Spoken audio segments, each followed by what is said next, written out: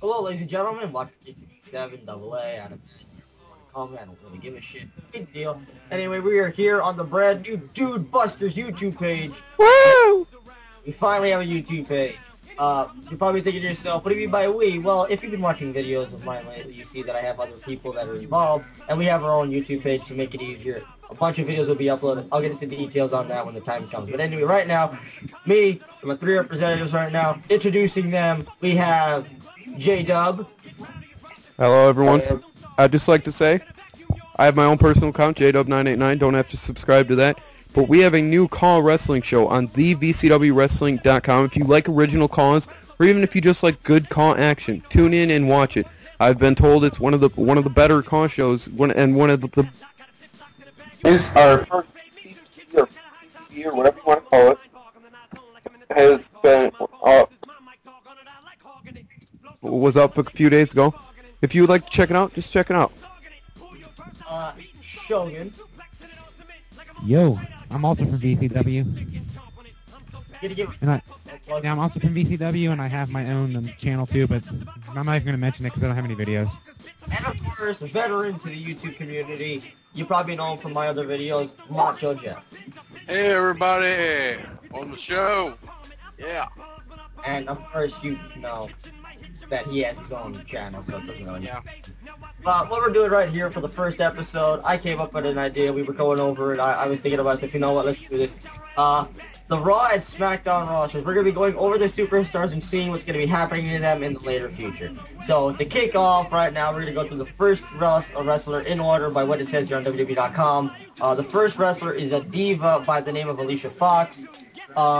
She's been being used as she has potential. They don't use her right. She isn't used the way that she should be used, and hopefully if WWE was smart enough now that Mickie James is gone, that they can push more divas better, she'd definitely be one of them. Guys?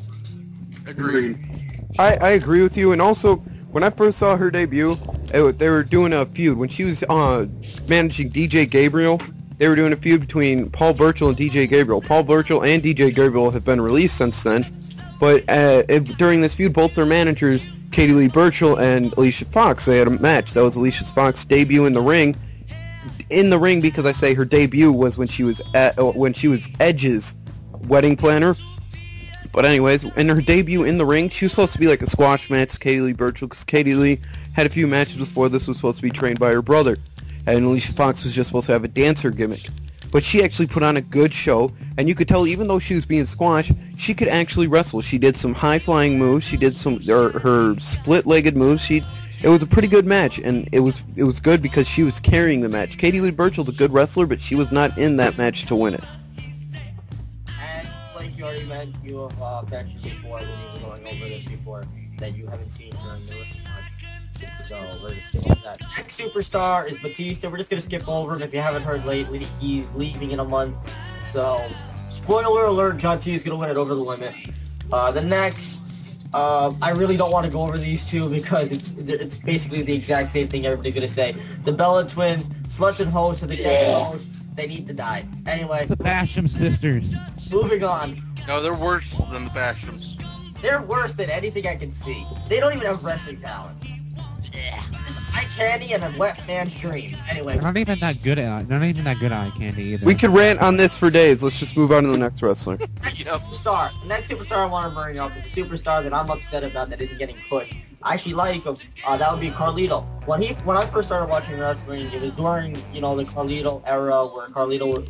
I wouldn't say Carlito era because he didn't have an era, but during the time where Carlito was actually Intercontinental Champion, he had something going for him. He was getting the real big heat from the crowd because people didn't like him. And then he started gradually moving on. He became partners with his brother Primo, and then they split up. And as soon as they split up, I thought both of them were going nowhere. And you want to know something? It's true. Carlito ain't going anywhere right now, and that's what's upsetting to me. See, I could actually see them re-teaming up. Because if you watched Raw this last week, Ted DiBiase, I don't know if our viewers will know, but Ted DiBiase is bringing in a new stable with his brother and the Mr. Perfect's son. I believe his name's Kurt Hennig. Joe Hennig. Joe Hennig. I thought it was Kurt Hennig Jr. Robo Anyways, Joe. It's a Joe Hennig and Brett DiBiase. Yeah, Joe Henning and Brett DiBiase, as I said, they're both the sons of the $1 Million Man and Mr. Perfect, are coming in. They're going to make a Fortunate Son stable. And he approached Carlito about joining the Fortunate Sons, to be a Fortunate Son with him, because I don't know if you know, but Carlito's father is a Puerto Rican legend. He is one of the greatest wrestlers in all of Puerto Rico. Carlos And Colon. what? Yeah, Carlos Colon. Yeah, Carlos Colon. And Carlito basically said, that's not cool. Why would I align with you? And that tells me that he may be having a face turn soon, especially with this NXT coming to a close, and I see Michael Tarver being the first one eliminated. I could see Carlito teaming up with his brother soon. If not, they're going to end up releasing Primo because he hasn't done anything before. He didn't do anything before his brother. He didn't do anything after his brother. Hey, we'll get the Primo when the time comes. Alright, now on to... Anybody else have anything else to say about Carlito? I think he should go. I have to say that he's probably one of my favorite non-main event stars. He's always been good. He's a great heel. Well, He's a now great that Shelton Benjamin's gone, it's definitely Carlito right now for me. But I think that it would be a great loss to WWE if they got rid of Carlito, because he's probably one of the last guys, that is really, really good that would just head to ROH if they released him. Exactly. Okay, the next superstar on the list, I already know my opinions on him. He was drafted over to Raw in the draft this past Monday. I know what they're going to do with him, because basically what can't you do with him that already hasn't been done? That would be Chris Jericho. In my thoughts, Chris Jericho going back to Raw, he's going to do the exact same thing he did on SmackDown, because it's not Y2J anymore, so you won't get the Y2J, Raw style thing, this...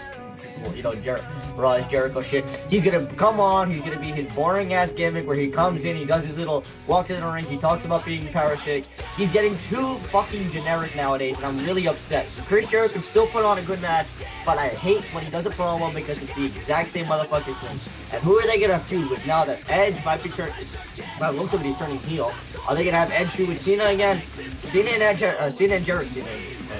Jericho had a good feud when they had it, but that's one thing about Jericho. There's nobody on Raw for him to feud with right now, because some of the people that they have on Raw He's supposed to get injured soon so he can go do his tour with Fozzy. Yeah, that's what I've heard too. So he might be coming back as a face when he returns, maybe. Yeah. If that happens, I would freaking mark out for the rest of my fucking life. But anyway. I heard exactly what Jeff just said. They kind of hinted at him turning face, maybe. I heard that he never wants to be face again. I've heard both sides of the story. I know that he's leaving soon to go tour with Fonzie because they have a tour of Australia and the UK soon. I know he's going to be leaving. They'll probably play the injury gimmick. They'll probably have Edge do it. Edge is heel now, so when Jericho returns, he'll be face. Hopefully that happens. Blake, your opinions on Jericho? He's definitely one of the, I don't know, like, he seems to be like one of the underrated legends. Like, they don't treat him like it. But I really think he's probably one of the, I think he is one of the best. Like, how all the veterans are leaving now. He's one of the, He's one of the greatest of all time. Exactly. One of the greatest of all time. You can't take right him forever. This is what I consider. Jericho is WWE, how Angle is TNA. How Angle is considered the greatest wrestler right now for TNA, Jericho is for WWE. And he's so good. I think him and Edge are probably going to be like the leading legends of the next generation. They'll be to us what Michaels and Taker are to, And H. Yeah. Alright, so we'll move on. Trips too. Next superstar. Now, next superstars, I guess I would have to say. It's because if it's a tag team, I'm going to combine them together so I don't go single superstar. You give your opinions on both. Would be the Hart Dynasty, Tyson Kidd, and David Hart Smith. My opinions on this: as soon as they drop the tag team titles, these two are going to split up. Tyson Kidd can work a singles match. When he was on ECW, he did it really good. David Hart Smith. That's all I can really say. He's not. I don't like him on his moveset is a generic big man moveset. I don't know what to say. You guys have anything to say about the Hart Dynasty? I think they're going to have a half-year title reign. I'm putting it this way. I'm not including Natalia in this one. It's just Tyson and David. I think they're going to get a big title reign, and as soon as they drop them, like you said, they're going to go for a singles run. I think that the British Bulldog son, I forget his name, D.H. Smith, he's going to be there for a while, but he's not going to get a push, and Tyson's Kid is going to be the same thing. I think Pike's credibility. All right, well, They make the Cruiserweight Championship. He's obviously going to win it multiple times. yeah, if they bring back the Cruiserweight. Well, folks, that is the first part of the Dude Busters Part 1. Thank you for tuning in. Please subscribe. I'm Scott Harris for Double A, Shogun, and Macho Jeff. Thank you.